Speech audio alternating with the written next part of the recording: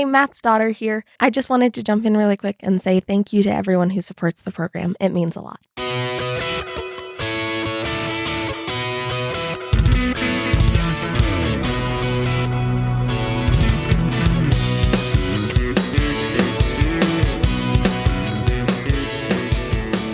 Hey everybody, it's Matt. This is the 10-Minute Bible Hour podcast. For those of you who are new, this is where we just pick a book of the Bible and then we chip away at it a little bit every day until we're done. Right now we're chipping away at John.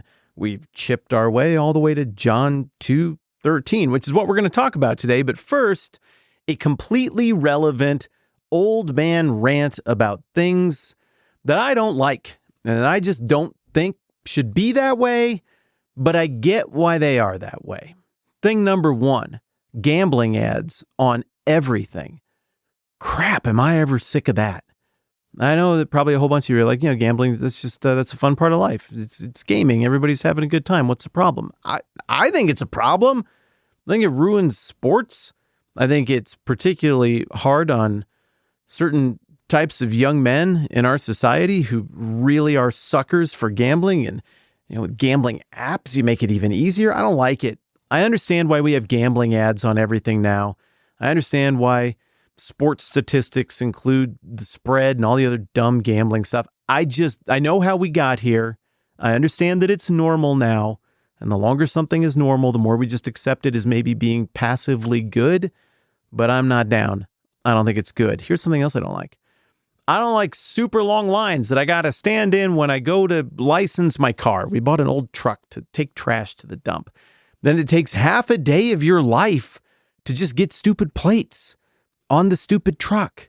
It should not be, but I get there's like crime. You got to license the cars and pays for roads and stuff. Like, I understand how we got here.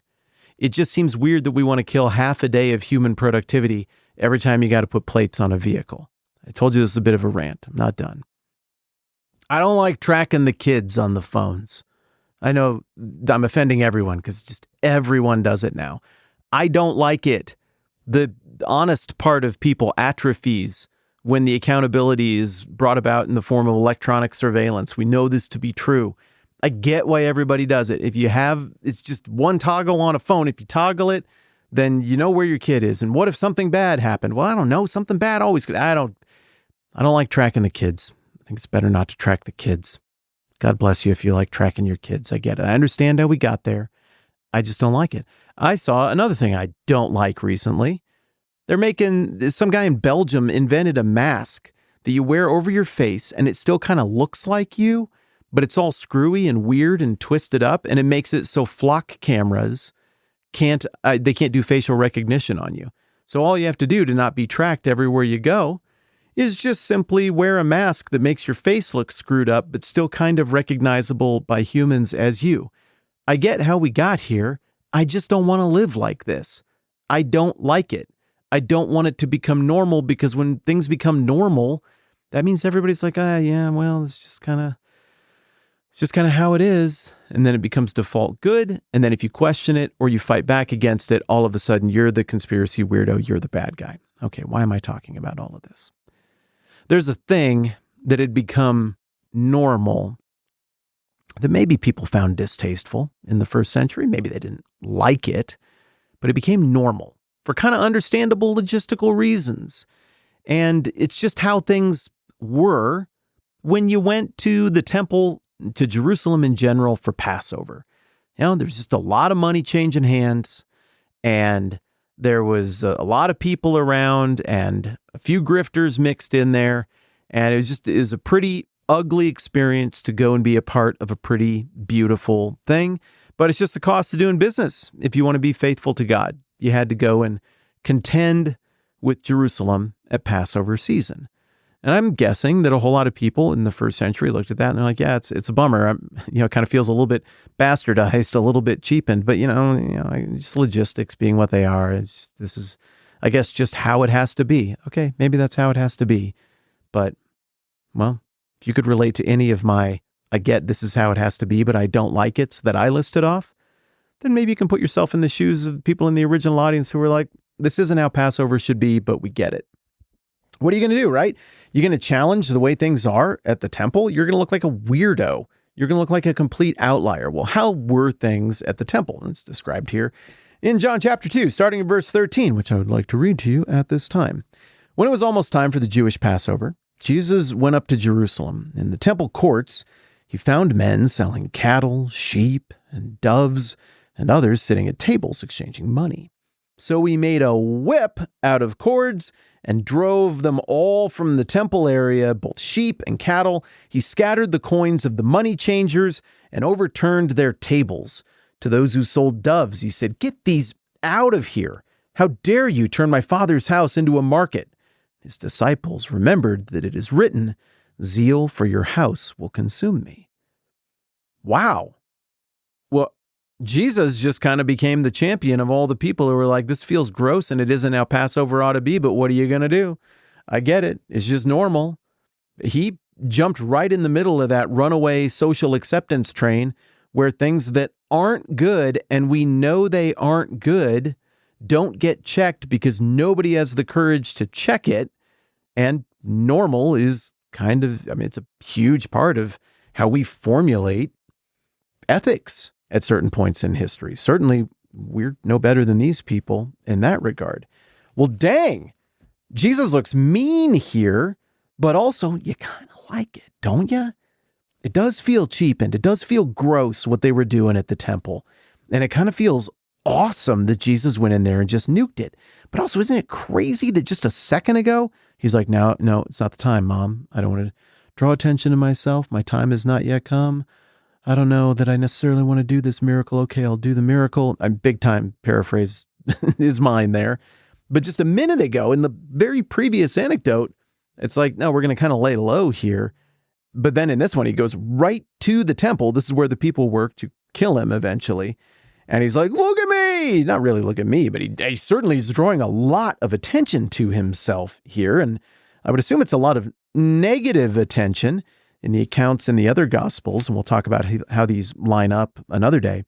It prompts people to want to kill him. So it goes over that badly. But okay, were all these people just idiots and bad, and they didn't care about anything sacred? Or was this the same kind of just slow degradation into a crappier version of how we live as what I was talking about a little bit earlier on? Again, I accept you may not agree with me on all of those things. Well, here's how I think we got there. If you go back through the entire Old Testament, you've got this ebb and flow. Yeah, that's right. I'm doing the little wave with my left hand through the air right now. You got this ebb and flow of times when the people feel the closeness of God. They're within living memory of the stupidity of their ancestors. And they're like, we got to follow God. We got to do this right. We got to do the sacrifices that God has established. We have to show care for the temple and all the people who work there. We got to fund that because this is the heartbeat of who we are as God's chosen people. Then at other times, they're like, we don't care about any of that stuff. In fact, we're going to worship completely different gods. We're going to marry neighboring women. We're going to exchange dowries and enter into binding financial relationships with our neighbors. And then it's, kind of distasteful to say that how they do things with their religion is not good. So we're just going to kind of at least publicly pretend like all the things are equally true. We worship the God of Abraham. That's just kind of our thing. You guys take some of your babies and burn them on hot altars. That's kind of your thing for your God. We're all basically worshiping the same God and they act like that. And of course, the wheels completely fall off because that's the fast track to normalizing really screwed up, stupid stuff through, social conventions and just, this is just what's normal. And it takes something crazy happening to disrupt that cycle, which is kind of what happens through the whole Old Testament. Things get really, really bad. And then there's a crazy, cataclysmic level interruption to that bad that gets it back on track. So in 586 BC, the last of the tribes descended from Abraham and from Jacob. The last of them, Judah and Benjamin, are defeated. They have a little kingdom called the Kingdom of Judah. Jerusalem is their capital. They have a temple there built by Solomon where they do sacrifices and worship God, but stuff got bad. The Babylonians came to town. The Bible describes it as a just and righteous judgment from God using these godless people, the Babylonians.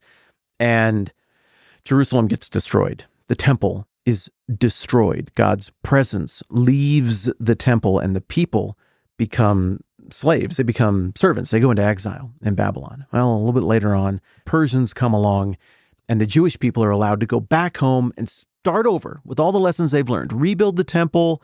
It takes a while to get on track. It takes a couple prophets yelling at them in the 520s and 5-teens, but they finally get it done in the mid-5-teens. They dedicate this new temple under the leadership of a descendant of David who would be king if they still had a king. And then they go through yet another series of ebbs and flows. Well, let's intermarry with our neighbors. Let's get into binding financial agreements with them. Let's kind of, morally equivocate on what we believe and what they believe, and things go to ruin again. Then in the mid-400s, in the 440s BC, two guys, Ezra and Nehemiah, lead a series of reforms that the Jews, it sticks this time. They don't go back to idolatry.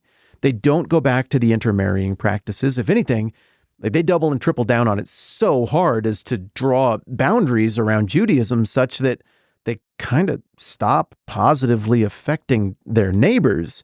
Then Jesus, seems to give them the treatment like, hey, you're kind of missing the point of these reforms. More on that later. So part of what Nehemiah did in his reforms in the 440s BC is he put together provisions, long-term expectations and practices. Some of them were novel. Some of them he was drawing on stuff from back in the book of Leviticus, in the deep Old Testament when God was establishing things. But he has this comprehensive plan for how to make sure the temple stays open and it keeps working, and that this new, smaller, but, good enough temple that they built and dedicated in the 5-teens BC, he wants to make sure that it'll keep running into perpetuity long after he's dead and gone. So he puts these reforms in place. They're recorded at the end of the book of Nehemiah, and part of these reforms include financial provisions for the people who make the thing go, and a re-emphasis on what you would call the temple tax. And next time around, we're going to talk about how that temple tax ends up getting kind of twisted into something different.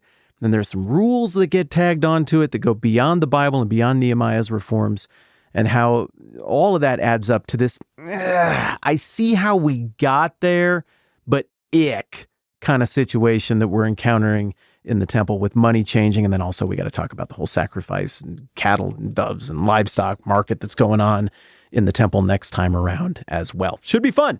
I'm Matt. This is the 10-Minute Bible Hour podcast. Let's do this again soon.